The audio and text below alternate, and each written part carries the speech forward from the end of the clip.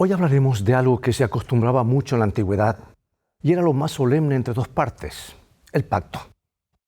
Como lo mencionamos en la primera lección, la estructura del libro de Deuteronomio sigue el modelo de la estructura de los antiguos tratados del pacto. Esta es una clara indicación de que la principal intención teológica de la última lección de Moisés es sobre el pacto de Dios con su pueblo. Y aunque la noción de pacto es antigua, la palabra berit, pacto, se usa por primera vez en Génesis, en la narrativa de Noé, para referirse al pacto universal de Dios con la humanidad. Y que es solo con Abraham que la palabra se usa por primera vez para referirse al pacto particular de Dios con su pueblo. Y en el libro de Deuteronomio, la palabra pacto aparece 27 veces y se usa por primera vez en el capítulo 4. Debido a que Dios es eterno, la cualidad principal de su pacto es que es un pacto eterno. Nuestro estudio del pacto hoy nos ayudará a comprender la relación de Dios con su pueblo. En un momento más regresaré.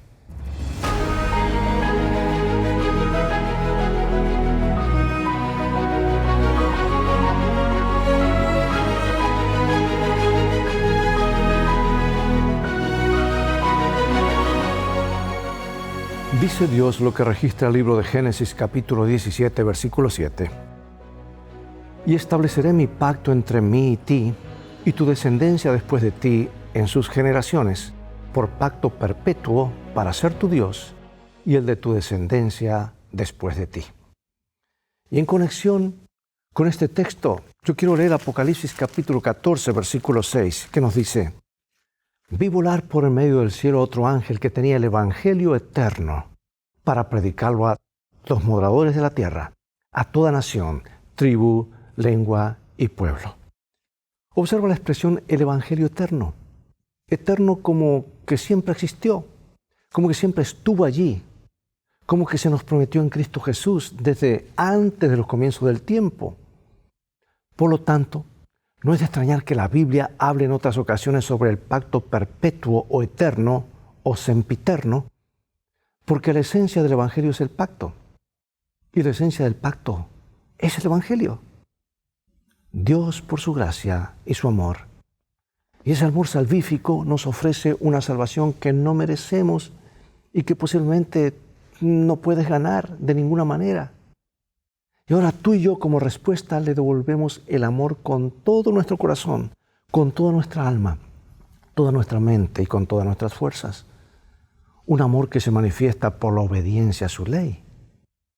Pues dice la Escritura, este es el amor a Dios, que guardemos sus mandamientos, dice el apóstol Juan. Bueno, hoy veremos la idea del pacto según lo expresa el libro de Deuteronomio, donde el pacto y todo lo que implica se ponen de manifiesto. En la Biblia, de principio a fin, el pacto y el evangelio aparecen juntos.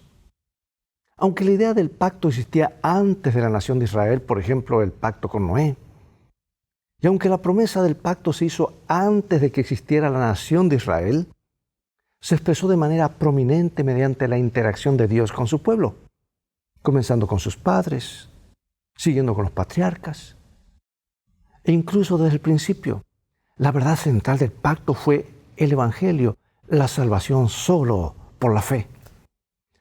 Ahora, ¿cuál fue la promesa del pacto que se le hizo a Abraham? ¿Y cómo se revela el Evangelio en esa promesa de pacto?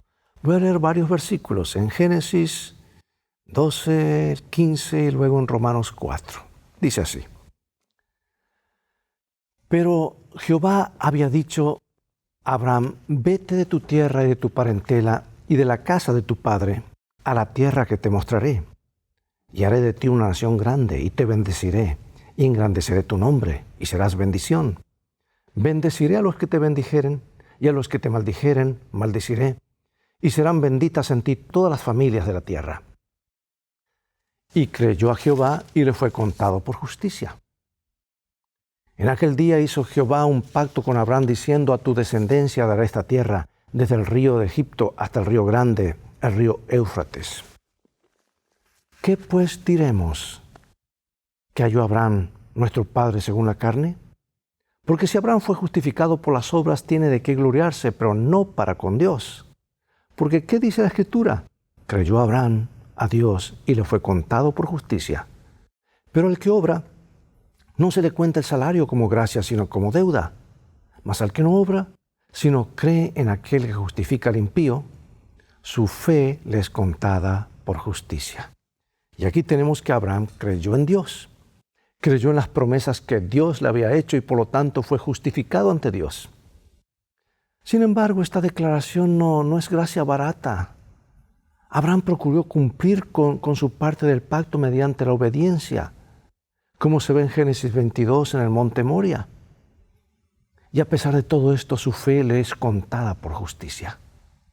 Por eso, siglos después, Pablo usó a Abraham como ejemplo de lo que significa vivir de acuerdo con las promesas del pacto que Dios se había hecho con su pueblo. Bueno, este tema resuena en toda la Biblia. Pablo lo mencionó en otra ocasión en Gálatas 3:6, donde nuevamente cita a Génesis 15 y 16 acerca de que la fe de Abraham le fue contada por justicia. Y esto hace referencia a la primera promesa que se le hizo a Abraham, de que todas las naciones serían bendecidas en su simiente. Las promesas del pacto son para todos, escucha, para todos, para judíos y gentiles que son de fe. Y por tanto son justificados por la fe sin las obras de la ley, aunque estén obligados debido al pacto a obedecer la ley. Incluso cuando Jeremías habla del nuevo pacto, lo hace en el contexto de la ley. Mira lo que dice Jeremías 31:33. Pero este es el pacto que haré con la casa de Israel después de aquellos días, dice Jehová. Daré mi ley en su mente y la escribiré en su corazón. Y yo seré ellos por Dios y ellos me serán por pueblo. Y esto refleja el lenguaje que se remonta al libro de Levítico capítulo 26, versículo 12. Andaré entre vosotros y yo seré vuestro Dios y vosotros seréis mi pueblo. La idea de la ley y el evangelio juntos, pregunto, ¿cuán perfectamente encaja con el mensaje de los tres ángeles de Apocalipsis 14?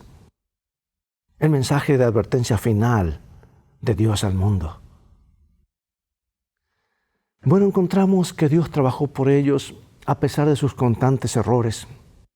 Y aquí también se manifiesta el pacto de la gracia. Así es como funciona el evangelio en la actualidad, hermano y hermana. Es solamente por la gracia de Dios.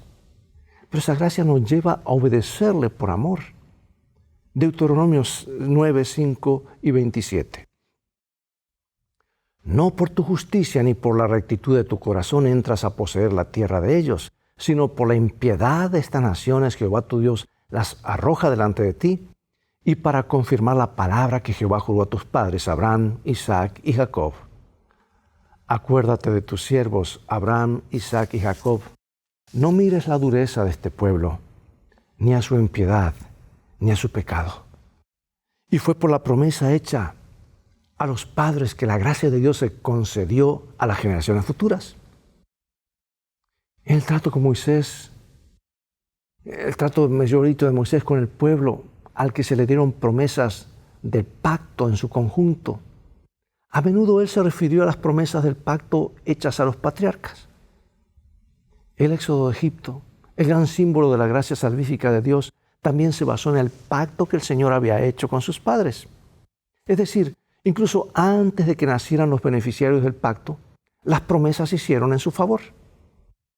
Por ende, sin ningún mérito propio recibieron la liberación prometida que Dios obró a favor de ellos a través de los milagros y las maravillas del Éxodo. Por supuesto, las cosas no terminaron allí, no terminaron. Fueron desde Egipto hasta el Sinaí donde el pacto se estableció oficialmente. Y en el centro de ese pacto encontramos la ley, los 10 mandamientos, a los que fueron exhortados a obedecer. Una manifestación de su relación salvífica con el Señor, quien ya lo había redimido.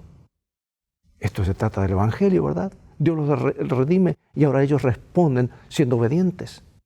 Por lo tanto, una y otra vez en Deuteronomio se los insta a obedecer esa ley como parte del pacto que había sido ratificado en Sinaí. Pregunto, hermano y hermana, ¿qué papel debe desempeñar la ley de Dios en nuestra vida hoy? Aquellos que hemos sido salvados por la gracia. ¿Y por qué esa ley es primordial para nuestra experiencia con Dios? Aunque la idea del pacto, berit en hebreo, para describir la relación de Dios con su pueblo se encuentra en toda la Biblia, esta palabra aparece tan a menudo en Deuteronomio que a Deuteronomio se lo llama el libro del pacto. Algunos lo llaman el Evangelio del Antiguo Testamento, ¿verdad? No mucho después de que los hijos de Israel fueron redimidos de Egipto, Dios estableció el pacto con ellos en el Sinaí. Y justo antes de la supuestamente entrada a la tierra prometida, es cuando Dios les renueva y les recuerda las promesas del pacto. Luego, después de todo un rodeo de 40 años, justo antes que ingresen nuevamente a la tierra prometida, que era una parte central de la promesa del pacto, a través de su vocero Moisés, el Señor les da nuevamente los 10 mandamientos. Una manera de volver a enfatizar lo importante que era para ellos renovar sus obligaciones de pacto, su obediencia. Sí, el Señor iba a cumplir su promesa del pacto con ellos. No obstante, ellos ahora están obligados a cumplir su parte en el trato. No es unilateral, es de ambas partes, ¿verdad? Deuteronomio 4:13. Y Él os anunció su pacto, el cual os mandó poner por obra los 10 mandamientos y los escribió en 2 tablas de piedra. Lo hizo en el Sinaí y los escribió en 2 tablas de piedra. Lo hizo nuevamente en Moab, justo antes que ellos tomaran la tierra que se les había prometido mediante la promesa hecha a sus padres siglos antes. Una manifestación del pacto perpetuo que precedió incluso a la existencia del mundo. Es que el pacto de Dios es un pacto eterno. Es el amor de Dios puesto en práctica. Él queriendo salvarnos, mostrándonos su gracia y esperando una respuesta de nuestro corazón. Leo de este hermoso libro, El deseado de toda la gente, la mejor biografía alguna vez escrita acerca de nuestro Señor Jesucristo. Dice, desde antes que fueran echados los cimientos de la tierra, el Padre y el Hijo se habían unido en un pacto para redimir al hombre en caso de que fuese vencido por Satanás. Habían unido sus manos en un solemne compromiso de que Cristo llegaría a ser el fiador de la especie humana. ¡Qué cosa maravillosa! A Dios nada lo toma por sorpresa. Y aquí encontramos el amor de Dios en acción. Dios actuó, no solamente lo dijo. Y tú y yo cuando lo amamos vamos a actuar, no solamente decirlo. Ahora vamos a ver cómo entendemos este versículo de Deuteronomio 5:3 y qué se le estaba diciendo a Moisés. Dice, no con nuestros padres hizo Jehová este pacto, sino con nosotros todos los que estamos aquí hoy vivos. Lo más probable es que Moisés estuviera enfatizando el hecho de que sus padres ya no estaban y que las maravillosas promesas del pacto hechas a los padres ahora se estaban cumpliendo en ellos. Esta podría haber sido la manera en que Moisés le hizo saber que no debían equivocarse. No debían repetir lo que hizo la generación pasada. Las promesas y los compromisos ahora son de ellos y ellos tienen que responder.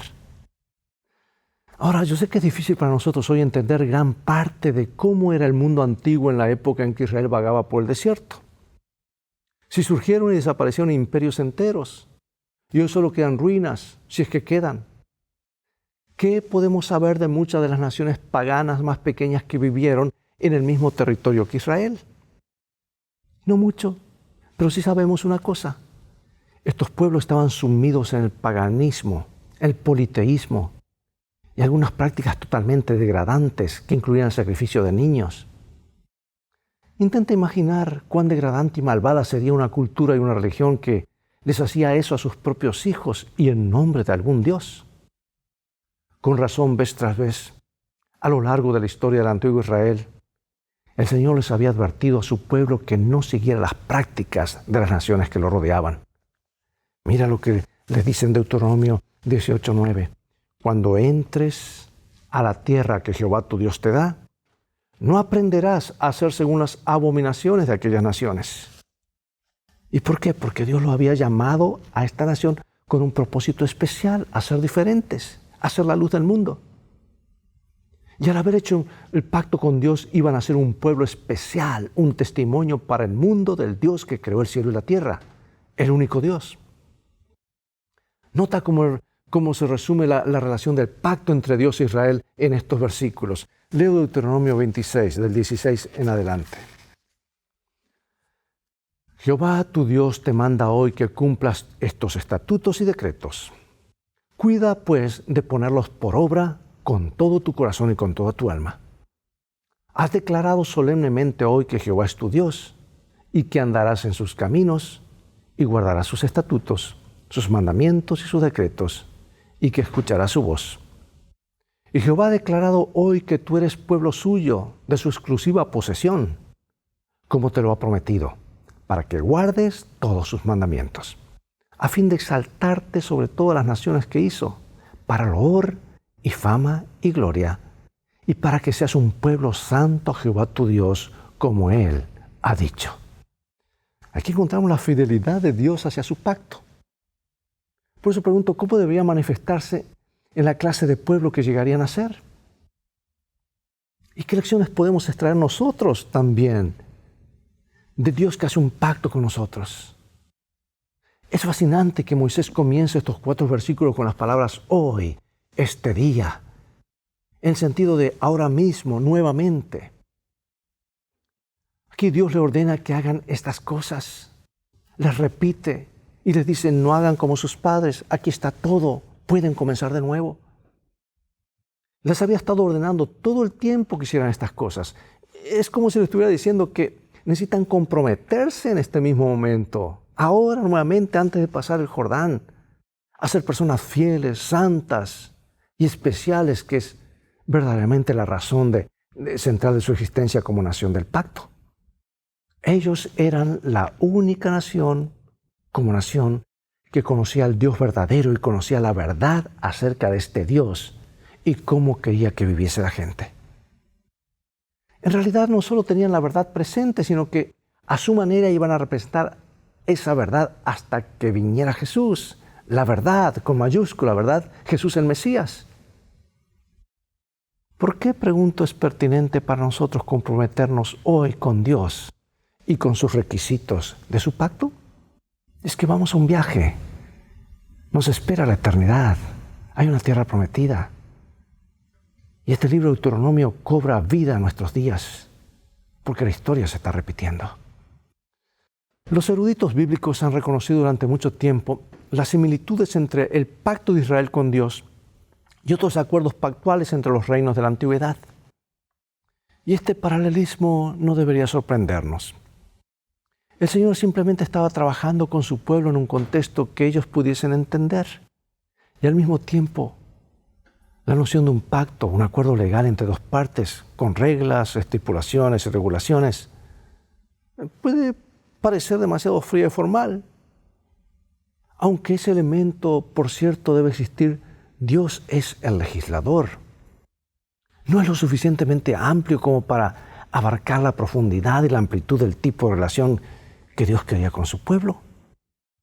Por lo tanto, Deuteronomio utiliza otras imágenes que ayudan a retratar la misma idea que el pacto entre Dios e Israel. O sea, es algo tan profundo esto que Dios trató de colocarlo a través de ejemplos para que pudiesen entenderlo. Agregó otras dimensiones adicionales.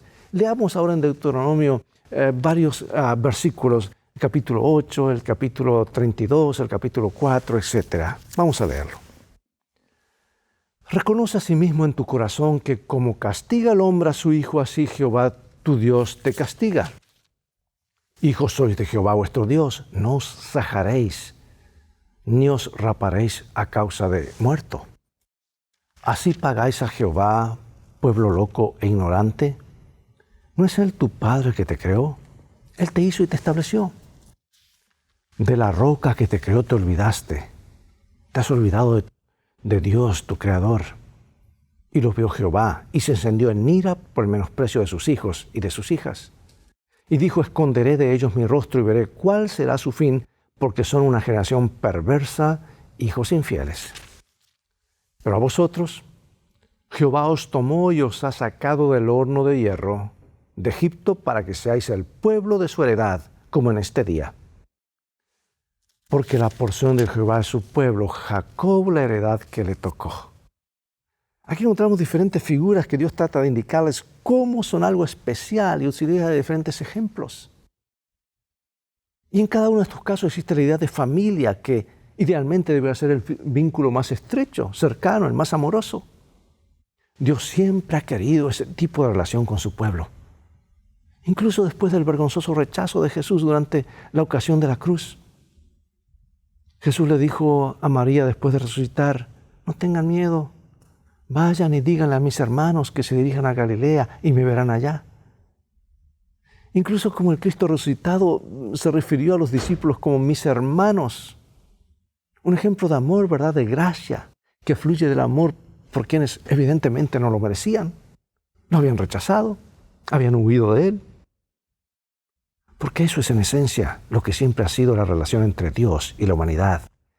Gracia y amor para los que no la merecen. Eso es la gracia. Si fuese por nuestros méritos, dejaría de ser gracia. Por eso me lleva a reflexionar, ¿qué tipo de relación tienes o tengo yo con Dios? ¿Cómo podemos profundizarla y aprender a amarlo mientras que al mismo tiempo comprendes tu necesidad y tu obligación de obedecer la ley de Dios?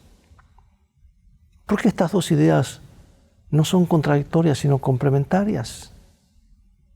Dios nos ama, nosotros respondemos, y respondemos con acciones, no con palabras ni pensamientos. Es allí donde vienen los hechos, la obediencia a la ley de Dios. Bueno, quiero finalizar con estos párrafos inspirados, hermosos párrafos inspirados, y algunas preguntas de reflexión y una aplicación práctica. El espíritu de servidumbre se engendra cuando se procura vivir de acuerdo con una religión legal, mediante esfuerzos para cumplir las demandas de la ley por nuestra propia fuerza. Solo hay esperanza para nosotros cuando nos ponemos bajo el pacto hecho con Abraham, que es el pacto de gracia por la fe en Cristo Jesús.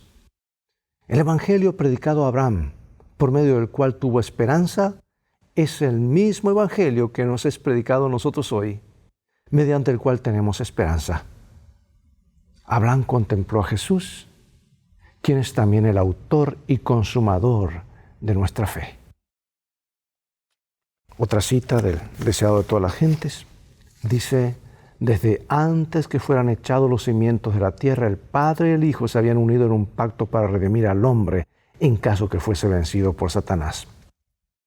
Habían unido sus manos en un solemne compromiso de que Cristo llegaría a ser el fiador de la especie humana. Cristo había cumplido ese compromiso. Cuando sobre la cruz exclamó, consumado es, se dirigió al Padre. El pacto había sido llevado plenamente a cabo. Ahora declara, Padre, consumado es. He hecho tu voluntad, oh Dios mío. He completado la obra de la redención. Si tu justicia está satisfecha, aquellos que me has dado, quiero que donde yo estoy, también ellos estén. Reflexiona que desde que antes de la fundación del mundo, el Padre y el Hijo se habían unido en un pacto para redimirnos si la raza caía. ¿Por qué esto debería ser de mucho aliento para nosotros? ¿Qué debería enseñarnos esto acerca de cuán grande es el anhelo de Dios de que seamos salvos en su reino? Como Iglesia Adventista del Séptimo Día, ¿de qué manera deberíamos cumplir el papel que el antiguo Israel debiera haber cumplido en su tiempo? ¿Cómo podemos aprender a evitar los errores que ellos cometieron? ¿Por qué el Evangelio y las promesas del Evangelio son tan especiales y esenciales para la idea general del nuevo pacto? ¿Qué pasajes puedes encontrar en el Nuevo Testamento que muestran que la ley y la obediencia a la ley quedaron abolidas bajo el nuevo pacto, como enseñan algunos cristianos? Yo no he encontrado evidencia, al contrario, veo una reafirmación de que ambas vienen juntas de la eternidad y continuarán por la eternidad. ¿Por qué crees que algunos cristianos dicen que el Evangelio anula la necesidad de guardar los 10 mandamientos? Es una mala comprensión del Evangelio. Y ahora, algo bien práctico. El filósofo judío Abraham Heschel descubrió la respuesta bíblica a la pregunta ¿qué es vivir? Dice, como el secreto de ser humano y santo. Vuelvo a repetir, ¿qué es vivir? Es el secreto de ser humano y santo. ¿Recuerdas ejemplos bíblicos de personas que eran a la vez humanas, es decir, en contacto con la realidad actual del mundo y a la vez santas? Sí, hay varios, ¿verdad? ¿Qué los hizo humanos y qué los hizo santos? ¿Cómo se puede aplicar este principio de ser humano y santo en las diversas situaciones que siguen? Por ejemplo, estás invitado a la casa de un amigo. Su amiga, que no es adventista, le sirve una comida con carne de cerdo, marrano, que ha sido preparado. ¿Cómo puede ser humano, es decir, amoroso y respetuoso de su hospitalidad, y sin embargo ser santo, como si no transgredieras la provisión de Dios en contra de los alimentos inmundos? Otro caso, estás en la iglesia y detrás de ti un grupo de jóvenes se ríe y habla. ¿Cómo les enseñarás a ser reverente y respetar el carácter sagrado del santuario, de ser santo, de una manera que todavía inspire una relación positiva con ellos? ¿Cómo puedes explicar la verdad de la profecía a un grupo de incrédulos y seguir siendo claro y a la vez que sea interesante y relevante para ellos? Eres un líder en tu iglesia que se divide en dos grupos, y esto es muy común en muchas iglesias. A un grupo le gusta enfatizar la justicia social, el amor fraternal y la importancia de la gracia, mientras que el otro grupo enfatiza el juicio y la ley y la obediencia a la ley. ¿Cómo propones gestionar la tensión entre ambos grupos? Tiene que haber un balance, ¿verdad? Un equilibrio. Dios nos ayuda a entrar en un pacto con Él para ser humanos y a la vez santos. ¿Es esto posible? Sí, por su gracia. Oremos. Gracias, oh Dios, nuestro Padre Celestial, por llamarnos, por invitarnos a entrar en un pacto contigo. Estamos viviendo en este mundo de relaciones horizontales, pero no queremos perder de vista, todo lo contrario, mantener la relación vertical contigo de una forma intacta, para que al estar en contacto contigo, nuestras acciones pueden reflejar tu amor, tu carácter compasivo, amoroso hacia los demás, que podamos ser canales de bendiciones. Ayúdanos no solamente a entrar en un pacto, sino a obedecerte porque te amamos. Y anhelamos no repetir la historia del antiguo Israel. Esta vez sí queremos entrar a la tierra prometida. Todo está listo. Por eso ayúdanos a reafirmar estos principios en nuestra mente y corazón, para que ninguno de nosotros falte. En el nombre de Jesús oramos. Amén. Bien, amigos, es hora de despedirnos una vez más. Ha llegado el momento de decir hasta el próximo programa de la serie Lecciones de Vida. Invita a otros a sintonizar este canal y transfórmate tú mismo en un canal de bendiciones. Dios te bendiga y te guarde. Y recuerda, tú vales mucho para Jesús. Él te ama más de lo que puedes imaginar. Y en el viaje de la vida en el cual todos transitamos, las cosas han de terminar bien si haces de la Biblia tu GPS y a Jesús como tu guía. Maranatá, Dios te bendiga.